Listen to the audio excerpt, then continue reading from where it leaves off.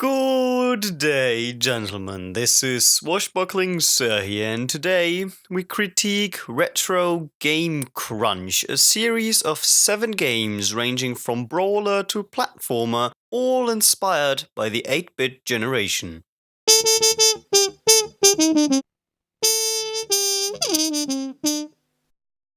Today's critique might as well be the longest and toughest one yet, since covering that many games in detail in a short time frame is rather rough. However, it will also be interesting, so let's get right to it.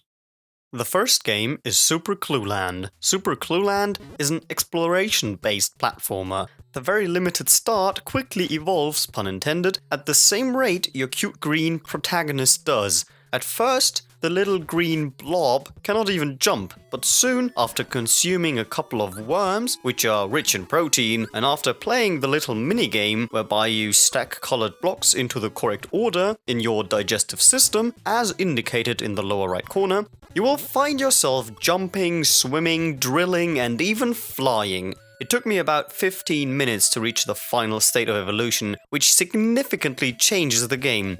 Instead of the given path, you now face a small world to explore with interesting and demanding challenges. One might say Super Clueland turns into an exploration-driven version of Flappy Bird, but that wouldn't be fair.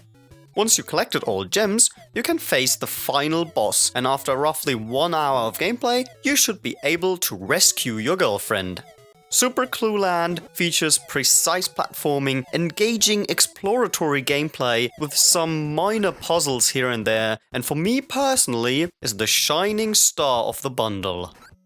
The second game is End of Line, a puzzle game with a unique twist on proceeding by sacrificing yourself. You are playing a blue robot that feels the utmost desire in destroying the defenseless repair robots and afterwards commits suicide. The puzzles start with simple block-pushing elements that grow more complex as the game progresses, adding ice platforms, transformations for your character, and laser puzzles. While the game shines in its unique ideas of implementing death in a puzzle game, some levels are incredibly frustrating due to their timing-based gameplay.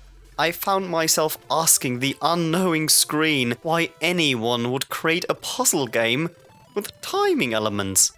The level you see right now in the background is by far the worst I have encountered and almost made me want to stop playing. Luckily, I did not, since there are a multitude of engaging and interesting puzzles in End of Line. Nonetheless, even though End of Line has its issues, it's still a worthwhile puzzle experience. Let's jump into the third game, Gaia Attack. And well, it's lacking an A there, but you know, it's Gaia Attack, trust me on that one. Gaia summons 4 champions to rise up and destroy the pillaging sky pirates. In this brawler with platforming elements and optional local co-op for up to 4 players. Sadly, the combat aspects of Gaia Attack are extremely shallow, as there is only one button for attacking, and since there is no downside in smashing permanently as fast as one can, I felt more like developing Tenosynovitis than actually beating up sky pirates.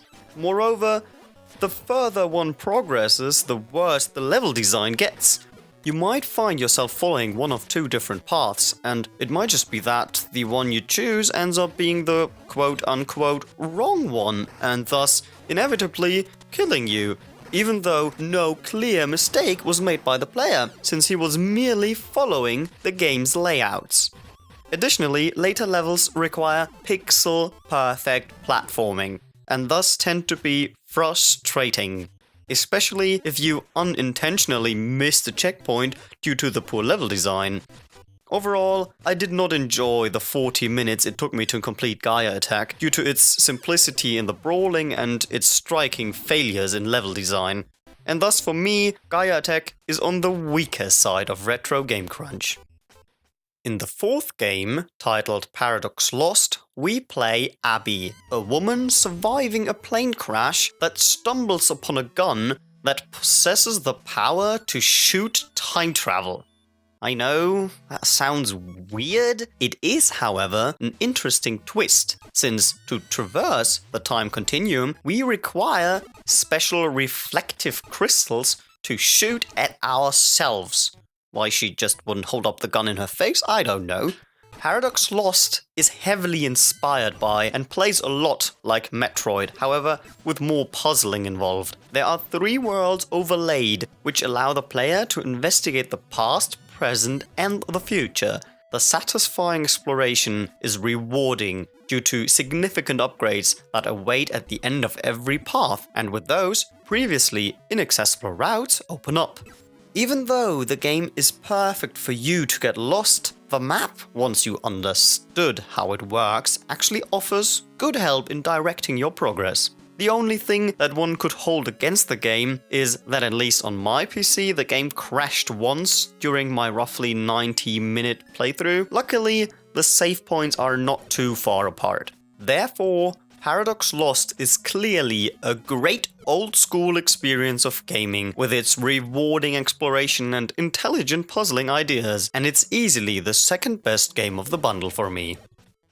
The 5th game, called Whoop Whoop Rescue, due to you playing a pug dog who obviously cannot fathom how to pronounce rescue properly, is a classic retro platformer. The twist trying to pique the player's interest is that once you reach a gramophone, your pug gains a special ability and thus can slow down time, can make bats change directions, or can make snakes fall asleep. And thus you are able to traverse previously inaccessible areas. Nonetheless, I found the gameplay to be tediously slow and frustrating. Small mistakes force you to restart the level all over again, and therefore, to reach your previous point of death, the creepingly slow dog needs to be navigated through the same areas frequently, which quickly led to exhaustion and boredom for me.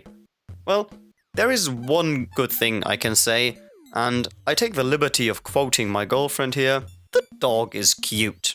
With its outdated slow pace, Whoop Whoop Rescue is by far the weakest link of the otherwise good to very good retro game bundle. The 6th game is, mechanically speaking, the most innovative and interesting of this 8-bit game collection. Brains and Hearts is a 2-player card game where you can either play against AI or duel a friend. The goal is to create series of 3 or more cards, preferably using your opponent's ones, and thereby removing said cards from the game. The side who removed the most cards from the opposing side wins. At least that much is the gist. There are special rules and cases which deepen the game in terms of required strategy. The main hindrance of Brains and Hearts is the plain tutorial, which poorly explains the game in text windows instead of showing actual examples. It took me roughly 3 games to thoroughly understand every mechanic and specialty. Once I reached that point, however, the game became significantly more strategic and a lot more fun. Additionally, the AI offers a good challenge that might even scare less persistent players away. One small gripe I would like to mention is that the AI, I guess due to simulating a human player, takes rather long to complete their turn. In spite of the early inaccessibility, Brains and Hearts provides potentially endless hours of entertainment should you like to play strategic card games with fresh ideas and mechanics. As a side note, when playing against another human player locally, one might also call them friends. In Brains and Hearts, both hands are always visible, thus destroying most of its strategic value. Nonetheless, Brains and Hearts is still very interesting and a very innovative idea, and surely deserves a unique spot in the Retro Game Crunch bundle. The last but not least game of Retro Game Crunch is Shootin, a classical 1 or 2 player shoot 'em up with an interesting twist. The mechanic distinguishing Shootin from other bullet hell games is the capability of your samurai to steal every weapon the enemy uses, and thus diversify your gameplay experience. Sadly, the weak and boring enemy design and the overpowered reflection ability dampen the fun greatly. And just as a side note, smashing the attack button lets you attack slightly faster than just holding it. Thus, incentivizing Tenno-san of Vitas again. I really wish the game developers would stop that practice and rather reward skillful play instead. By no means is Shootin a bad shmup. There are just a lot of very, very good ones out there. Jamestown, for example. Nonetheless, as part of a bundle, it's definitely worth checking out if you like to waste a couple of minutes.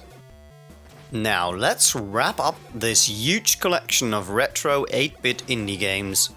For $15, you get great games like Super Clueland and Paradox Lost, supported by the very solid end-of-line Shootin and Brains and Hearts, while Whoop Whoop Rescue and Gaia Attack serve as fillers in between. The bundle is definitely worth the money and offers great amount of fun. Retro Game Crunch thus manages to achieve the SwashbucklingSir acclaim badge.